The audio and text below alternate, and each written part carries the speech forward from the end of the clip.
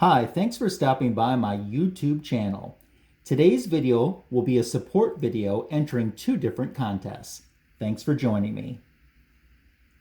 The first contest I'm going to mention is by 4Color Commentary. It's their Get to 200 contest. They're offering an amazing and rare 1980 Amazing Spider-Man Coca-Cola poster that is just awesome. I would love to win that. To enter, you must be a subscriber to 4Color Commentary's channel, like the contest announcement video, comment on the contest announcement video, make a video about how you got started collecting comics, your comic collecting origin, which is what I'll be doing in just a moment. Participants must reside within the continental US or have a US mailing address. And the link to 4Color Commentary is in the description for this video. So my comic book origin story, pretty much I remember superheroes being around me everywhere, which says a lot coming from a small town. But they were on my television, shows like Hulk, Wonder Woman, Shazam, ISIS. I even remember live action Spider-Man and Captain America, Legends of the Superheroes, and I can't forget the animated shows, Spider-Woman. Super Friends had a huge impact on me too. And when I went to stores, the toys were there. I'm talking superheroes on color forms, board games, Presto Magics, coloring books, record albums, Migos, and Kenner action figures.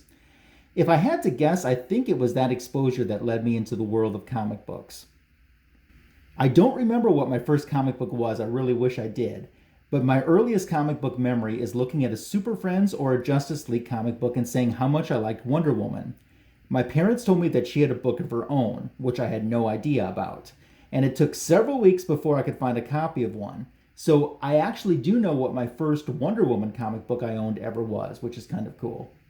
But my childhood was full of the anticipation of Tuesdays when the Norton News Agency would deliver the new books to our town's drugstore, and I would hit the spinner rack seeing covers for the very first time there. I also remember the occasional trips to the closest big city, which was an hour away, and occasionally getting to stop at the comic book store in that town. The entire building smelled like old comic books. It's got that old comic book smell. And the door was hard to get into, I remember that. While they had new books about 3 weeks before my town would get them, it was their back issues I remember buying the most and enjoying. Once again, there were several of my favorite comic book covers I saw for the first time in my life, getting to look through the short boxes in that store. Of course, back then, $10 went a lot further than it did today. I usually would kind of divvy it up to $2 or $3 worth of new issues and then spend the rest of my money on back issues. In between those times, the Overstreet Price Guide was my best friend. I could memorize that book, finding books that sounded interesting to me based on their keynote inside Overstreet, or just seeing what covers were being featured for what title that year in the top of the pages. Like a lot of collectors, I stepped away from the hobby for a while in my teens, but I never gave up my books, and now that I'm back collecting full-time, I have a collection around 3,450 books between 730 different titles. As a matter of fact, I have them cataloged on my CLZ app, and I'm displaying the link to that app right here on the screen for you right now. If you have a CLZ app and the setting is set to public, let me know or send me a link to your collection because I love to peruse through. I like doing that because sometimes I get a chance to see covers that I've never seen before, or it inspires me to want to pick up books that other people have in their collection. But thank you for this contest, Mark, and for the great memories it brought back in telling my story. Now let's turn our attention to my friend Tim, the comic collector, who is holding a 1,000 subs contest. I want to congratulate Tim as his channel is getting so close to 1,000. It's so well deserved. His content is great. Tim is such a friendly guy and he's very knowledgeable too. I really enjoy his channel. So the rules of the Comic Collector's 1,000 subs contest are: subscribe to him on YouTube. Of course, that link also in the description to this video. On YouTube, he's the Comic Collector. Subscribe to him on Instagram, where you can find him at Tim_the Comic Collector. And leave a comment on his contest announcement video with the hashtag SubbedCC1000. That will earn you one entry. This contest is for 18 and above, US only, and you're going to get a priority box full of great comic books. He showed some of them in his contest announcement video, and there were great stuff inside there.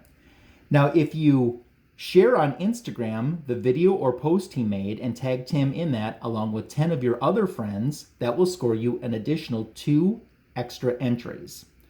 If you make a YouTube video shouting out the contest like I'm doing right now, and mention a comic or toy that you bought this year that you thought was cool, and then shout out 3 other YouTube channels with their links, you'll score an additional 2 entries. So you have a chance of earning a grand total of 5 entries into his 1,000 subs contest. Before I show off a comic or toy that I bought this year that I thought was cool, I'm going to take care of shouting out 3 other YouTube channels. Links to these 3 channels are also found in the description to my video, which I would have done anyway even if Tim hadn't requested it as part of the contest rules. In no particular order, the 3 channels that I want to mention are Flashpoint Comics, Just a Little Podcast, and Comics for Thomas. I love this community building portion of Tim's contest, and please check out Flashpoint Comics, Just a Little Podcast, and Comics for Thomas. If you're not subscribed to these channels, you're missing out, and please consider giving them a subscription. I love the content that all of them provide. As for the comic or toy that I bought this year that I thought was cool, I decided upon my Sensation Comics number 82. And the reason I chose this is the very first Sensation Comics I ever had. Owning a Sensation Comics was a goal of mine ever since I was a little kid and became a comic book collector. I know I talked about this in some previous comic book edition videos. But finally getting to own this book, which was any issue of Sensation Comics, was my number 1 collecting goal of 2020, and I accomplished that, was extra special to me. So that's the book that I chose as my featured book for Tim the Comic Collector's submission video. However, I can't forget the 2 Sensation Comics that I was A-OK'd this year as well. On the left, you see issue number 77, which was an A-OK from Comic Food 2814. And then on the right, an A-OK from Comic Books NYC, Sensation Comics number 55. I own 3 Sensation Comics now. I never thought that that would happen. So getting to own Sensation Comics I thought was pretty cool, and that's why I picked it for my contest submission. Now, speaking of contests, my 329 contest continues on, although we're getting close to 329 subscribers, which is when I'll end the contest and draw the prize winner. Make sure to check out my September 3rd, 2020 video for all of the contest details so you can participate in that. And remember that all contest entries must be in the comment section of my September 3rd, 2020 video to qualify. So good luck to everyone who's participating in my contest, as well as good luck to Tim the Comic Collector's contest participants and 4 Color Commentaries contest participants. Thanks for joining me on this video, and have a great rest of your day.